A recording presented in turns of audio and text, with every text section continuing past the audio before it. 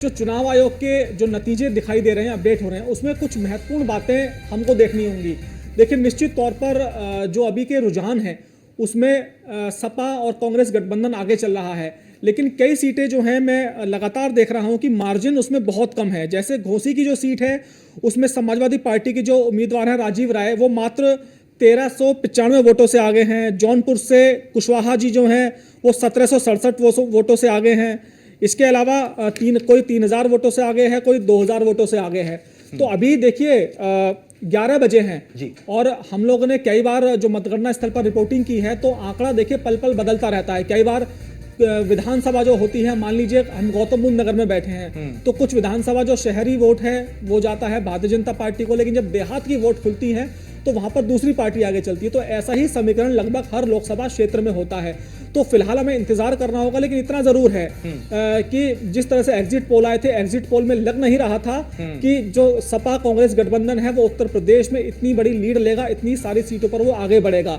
वाकई उत्तर प्रदेश में 2012 के बाद मैं कहूंगा कि अखिलेश यादव करिश्मा करते हुए नजर आ रहे हैं। मुझे याद है जब 2012 के बाद पहला चुनाव अखिलेश यादव के नेतृत्व में हुआ था, जब वो उत्तर प्रदेश के मुख्यमंत्री थे, तो वो 2014 का चुनाव हुआ था और लोकसभा चुनाव में उन्हें मात्र 5 सीटें मिली थी। 2014 में मोदी की सुनामी चली थी, तो अखिलेश यादव उत्तर प्रदेश में एक अच्छा फेस होते हुए और कुशल मुख्यमंत्री होते हुए उन्होंने बहुत कुछ काम काज भी यहाँ पर किया था। उसके बावजूद वो मोदी की सुनामी से उत्तर प्रदेश में बच नहीं सके थे।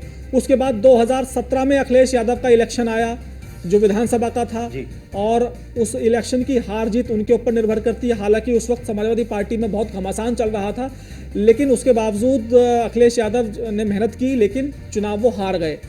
प्रचंड बहुमत से भारतीय जनता पार्टी की सरकार बनी। उसके बाद 2019 का चुनाव आया।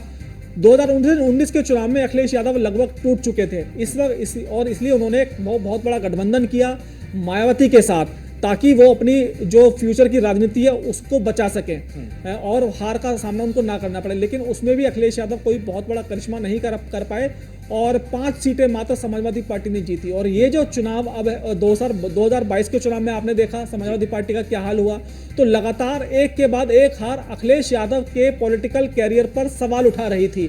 लेकिन अब जिस तरह से अखिलेश यादव की समाजवादी पार्टी ने उत्तर प्रदेश में 35 से ज्यादा सीटों पर बढ़त हासिल की है, राजेश आप ये मानकर चलिए अगर 35 सीटें समाजवादी पार्टी जीत जाती है तो ये उत्तर प्रदेश में बहुत बड़ा उलटफेर होगा और अखिलेश यादव का जो पॉलिटिकल कैरियर लगातार पीछे जा रहा था उसमें बूस्ट आएगा और अखिलेश यादव बड़े नेता के रूप में उभरेंगे। इसके अलावा कांग्रेस जो हमेशा उत्तर प्रदेश में 2 सीटें जीतती थी, रायबरेली और अमेठी, और अब आप देखिए कांग्रेस के लिए अच्छी खबर है। और सबसे बड़ी बात यह है कि कांग्रेस सपा का गठबंधन जो है, ये गठबंधन का प्रयोग सफल रहा, क्योंकि उत्तर प्रदेश में मैंने देखा कि लगातार उत्तर प्रदेश एक गठबंधन की प्रयोगशाला बनता जा रहा था, लेकिन जो उसका रिजल्ट आता था, आउटकम आता था, वो बिल्कुल ना के बराबर आता था, कोई बहुत ज्यादा चमत्कार नहीं होता था। लेकिन ये जो रुझान है अगर नतीजों में बदलते हैं तो आप यकीन मानिए कि ये जो गठबंधन है सफल होगा और आगे आने वाले दिनों में भारतीय जनता पार्टी के लिए उत्तर प्रदेश में बहुत सारी चुनौतियां सामने होंगी। बिल्कुल।